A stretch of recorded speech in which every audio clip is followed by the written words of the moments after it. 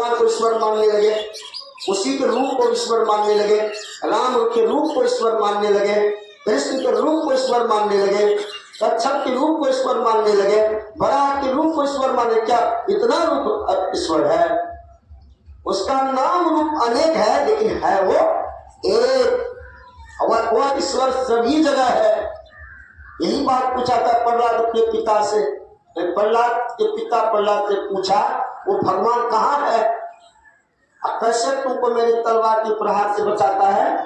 तो प्रहलाद ने कहा, पिता से वो परमात्मा हम में है और तुम में भी है। विश्वास होता है? नहीं विश्वास होगा ना, परेशानी है। समझ लीजिए, कोई दुनिया की ताकत परेशानी से नहीं बचेगा, परेशानी में डाल देगा। जिस वस्तु से जुड़ करके आप परेशानी से मुक्त होना चाहते हैं ना, वही वस्तु आपके लिए परेशानी का घर बन जाए। नहीं बनता है? बनता है कि नहीं बनता है? जिस धन को, जिस शरीर को, जो पुत्र सब से जुड़े हुए हो, अंतिम सब दुख का घर बन जाता है कि नहीं? जिसको सुख समझ करके एक एक से जुड़े थे, वही सब एक एक दुख का कारण बन गया कि नहीं? ये शरीर भी दुख का कारण बन गया ना।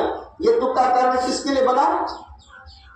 जीव के लिए। इस दुख से, इस परेशानी से छूटने के लिए मुक्ति की जरूरत है। तो मुक्ति को से जुड़ने के लिए किससे जुड़ेंगे तो मुक्ति मिलेगी? परमात्मा से। वो परमात्मा कैसे है, किस अवस्था में है? तो प्रहलाद का तो परमात्मा हम में और तुम में भी है। पिताश्री वो परमात्मा इस खड़क में और खम में भी है। हम में, तुम में, खड़क खम में। वो परमात्मा हमारे भीतर भी है, आपके भीतर उस खंभा में और खड़क में भी है। अब गोस्वामी जी का परमात्मा के बारे में, उस राम के बारे में, सिया राम मैं सब जग जानी, करो प्रणाम जोड़ी जो पानी, ये संसार राममय है। वो सभी जगह है। उसी को वाल्मीकि जी ने कहा, भगवान राम से अभिगत आप वहीं से खाली नहीं है।